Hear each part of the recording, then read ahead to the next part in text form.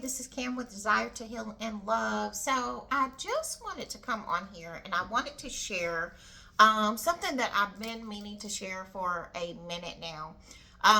So if you look back at my videos, I let you know I want to share the healing journey with you. I want to give you a more in-depth look of what that is. I see a lot of different, advocates of healing and emotional wellness tell such a great story. But you know what? Everybody has their own story. Everybody has their own, I'm going to say, definition of what healing looks like and what healing the soul looks like. So this is what I want to start off with. I want to tell you how I was introduced to healing. At first, I didn't know what healing was when it was introduced to me. And so just to make a long story short, I met someone that came to me on LinkedIn and she wanted me to join her ministry. Well, she ended up being my spiritual advisor and we would have, sessions like every week, okay? And it was very interesting. It was fascinating. I absolutely loved it. I love stuff like this. So anyway, I was telling her about some of the things that I struggled with, and she blatantly told me, you know what, Kim, you don't value yourself. And you know what? I wasn't taken aback by it. I wasn't offended by it or any of that. I took it, I understood it because I understood I was in a place of, I felt depressed. I felt desperate. I felt willing to get over or overcome some of the things that I was going through, like anxiety, panic attacks, and things of that nature. So anything that she was telling me, I understood it. You know what I mean? And again, I was just in that place where I wanted to overcome. I wanted to overcome some of the fears that I had and some of the reservations that I had about myself. And so when she told me that, she said, I want you to begin a healing journey. And she was telling me, I want you to start, journaling every day. Just write down what's on your mind and all of that. And I want you to send it to me. Well, I did that for 365 days. I did that for a whole entire year. And it wasn't until I was asking God in my relationship with him, God, what is the healing journey? What is healing? What is true healing? Because again, I thought healing was just from a physical aspect. When people talked about healing, I was thinking like being healed of an illness or something of that effect. I never thought it was like an inner healing that needed to be done. And you know what? As I've understood over the years and grown into my spiritual maturity, if you will, and I've been on this journey, I understand healing from the inside out is probably more so needed than that actual physical healing that people pray about and just wish for and want.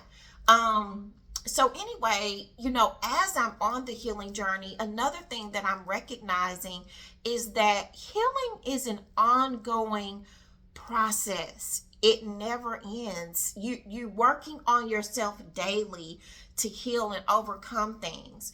Now, on to what led me, to this place. So as a child, I was bullied. And I was bullied by family members, but cousins that were around my age.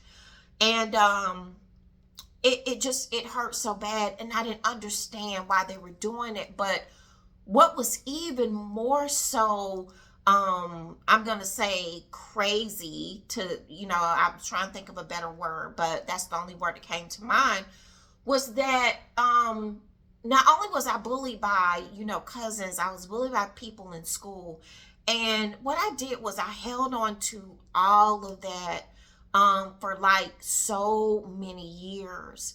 And when I realized when I was holding on to it, it came up as anxiety, panic attacks, social phobia, depression, all of that stuff. I had gotten to a place where I was so isolated. I was afraid to go anywhere because I thought I would have a panic attack. I thought people would judge me. And listen, if you don't understand, it's like you don't know, and it's like, oh my God, that sounds so weird. But y'all, this kind of stuff is real and it's true. And what I've done over the years now, I'm not really isolated. I go out more because at one point in time I was debilitated. I was confined. I did not go anywhere. I mean, when I say anywhere, I didn't go anywhere. I wasn't working on, at a company, going to work every day or any of that. But I just was not in a place of, okay, I feel comfortable enough to go and face the world, if you will. And it was more so with family. You know what I mean?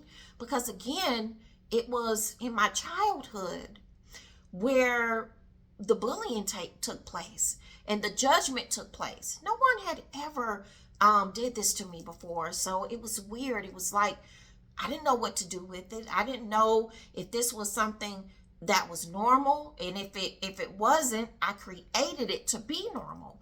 So with that normality that had formed in me, I didn't tell my mom and dad about it. They didn't know. My brother, as close as we were, he didn't know. It wasn't until I became an adult that I told my mom and dad about this. And to be exact, I was 40 years old when I told my mom and dad about this. And I just, I broke down when I told them. And, my mom's first reaction was, they probably were just, jealous of you. And then after all these years, I'm sitting here and I'm believing everything that they told me. And my thought was, jealous of me? Why would they be jealous of somebody that's fat, ugly, and all this stuff, all this negative stuff? And that's what I was called. I was told I was these things, which is the reason why I'm saying these things. And I was thinking, why would they be jealous of that? Because I had already put in my mind that that's what I was. So I walked around my whole life with no confidence, a low self-esteem, of insecure, from the inside out. So that's how I walked around for so many years. And I'll tell you the truth, to this day, I still feel bouts of that same thing, which is why it's so important to establish and develop a relationship with God so you can understand that, God, He loves me. God placed me here on this earth for so much more than what a person would think of me. And it's not just that, it's not just the development of building a relationship with God, it's also the reading of God's word and understanding it and meditating on it and actually allowing it to become a part of you. Okay. So I'm going to stop there, but I want to continue this journey with you. I want to continue to talk to you about, these different things. I want to hear from you. I want to hear your questions. I want to be able to answer your questions.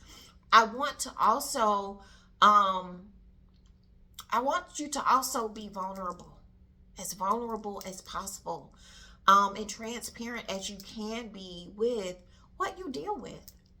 One of my biggest things is fear of what people think and what they say because of what I went through as a child. If that is you, I want to hear from you. If this blessed you, if this encouraged you, I want to know.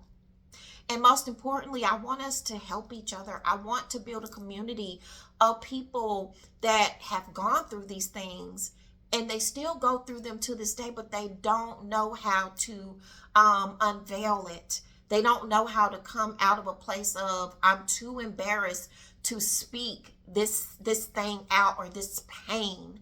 And that's the first step of overcoming what you've been through, overcoming fear, overcoming depression, or whatever it was that you've gone through. You may be afraid to take a step, or take that first step into the healing journey, but I want to help you. I want us to help each other. But again, I'm going to end here, but I hope that that blessed your soul. I hope that you will stay tuned, and I want you to continue to have a wonderful and positive day.